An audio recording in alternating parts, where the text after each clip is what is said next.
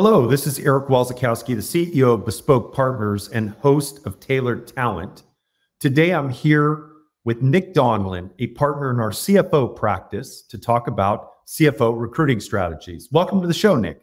Great to be here. Well, I appreciate you joining. Look, one of the things that we talk about as a common theme in executive recruiting and private equity is we're looking for the top 1%. So the market always seems to be tight for top caliber CFOs. And so today I thought what we might do is unpack a little bit about what CFOs might be looking for in their next role so that we can optimize our recruiting strategy. Nick, what are you seeing that CFOs are looking for in their next role? Yeah, I mean, to your first point, CFO market is incredibly challenging. I don't think it'll be a secret to anyone who's tried to hire a CFO in recent years that there's not a number of proven sitting CFOs, especially as hold periods have extended, given just the macro environment the last few years. So from a recruiting standpoint, we're always encouraging our clients to look broadly, think about people with experience in both PE-backed, public environments, potentially venture, where they might have the skills and aptitude to be a fit for a PE-backed environment. And then the big thing is, of course, indexing on people that are going to be the right balance of operational experience, as well as that strong strategic partner to both the CEO, the board, and the rest of the legal team. I mean, I think as we think about it, what we're seeing in the market, and I'm so glad you brought that up because I happen to be doing a couple CFO searches right now as well. And these proven CFO candidates have multiple opportunities that they're looking at. When the PE firm and the portfolio company finds a candidate they're really interested in, they're moving fast. And so I think what we're seeing is our clients need to move fast through that process.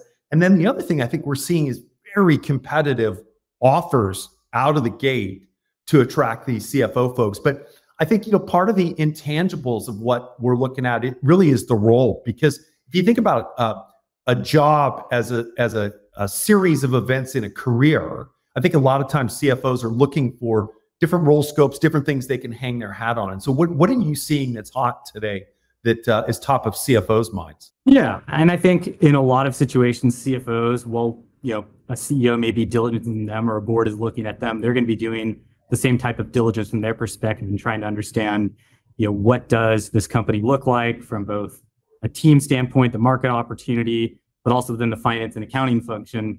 What is the work that needs to be done around basic reporting, systems, and core table stakes? And then, once that's in place, where are they going to be effective in terms of partnering across functions? How are they going to be able to add value in terms of working with sales and marketing to optimize that for both growth, but also profitable growth? And then, making sure they're going to be able to, have the capacity and ability to really contribute strategically on things like M&A versus just the basic reporting that maybe a controller might be expected to be fulfilled. No, and I'm glad you brought up M&A. Why is M&A and the participation in M&A so attractive to CFOs as part of their remit? Yeah, I think a lot of candidates are attracted in terms of the ability to add scale quickly, and we've seen a lot of roll-ups in recent years where M&A is a big part of the value creation plan. And I think just in terms of the ability to do a platform play, there are a lot of sponsors that had success with that model. And I think for executives who have experience not only with diligencing things, but effectively rolling out that playbook and how to integrate them quickly and realize the synergies, they're going to bring that ability to add structure and really help drive performance following those acquisitions. I think a lot of the executives that fit well in PE-backed software businesses are people that bring a high sense of urgency and are looking for continuous improvement. And I think a lot of cases, if you're acquiring a couple smaller businesses together, there's a great opportunity to drive operational excellence and tackle things like building out a scalable customer success or go-to-market organization, and really see that 1 + 1 = 3 or even more. No, absolutely, and appreciate you diving into the M&A aspects of it. But when we talk about just the basic growth strategy and we talk about optimization, talk to me a little bit about more how CFOs are being required to drive growth today, and what do you see in the next 6 to 12 months? Yeah, I think the challenge for any CFO is you're expected to have a granular understanding of all elements of the business, not just finance and accounting, but that's also where a lot of executives are going to add value. So the example of, partnering with the go-to-market engine. In some situations, there are businesses that are focused in the last few years on growing top line revenue, but not necessarily thinking about the efficiency of their sales organization. They may have comp plans that incentivize, sales reps to sell particular products where they're going to be compensated more, but, may be tied towards top line revenue versus margin, or, necessarily products where they're going to have the best multiple when it comes to exit. So I think that's one area we're seeing CFOs digging in on, changing comp plans, making sure that the stuff that is being done by CROs and CMOs is tied to value creation rather than necessarily their own personal bottom line. Absolutely. And we're private equity backed. We see that within our own CFO. And I just really enjoy how Prakash comes to every management meeting with creative ideas to get more for less and make sure that every dollar that we spend is going to get a return tenfold. And so I think that strategic CFO is so important as we look about it. Yeah, I think in terms of the current environment, it's obviously been interesting the last few years with how interest rates have changed, and hopefully we're starting to see some more deal activity pick up. But sponsors are sitting on record amount of dry powder still. In many cases, sponsors have more portfolio companies than they can necessarily manage. So there are going to be CFOs that are, in businesses right now where there's an opportunity to potentially exit, and they're going to be attracted to something that has a larger capital structure where, they can have that relationship with both the sponsor and the board. Well, Nick, one of the other things I wanted to dive in today was capital structures and why CFOs find it very attractive to engage in and add value around capital structures.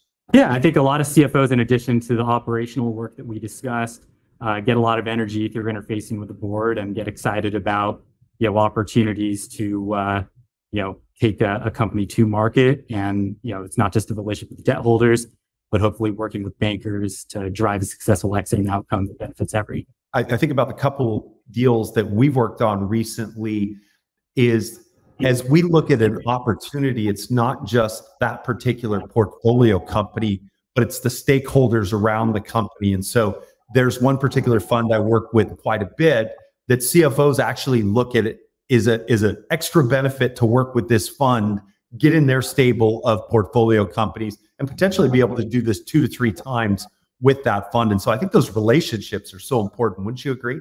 Yep. It's not uncommon to see really strong CFOs being placed into other portfolio companies following an exit to a strategic.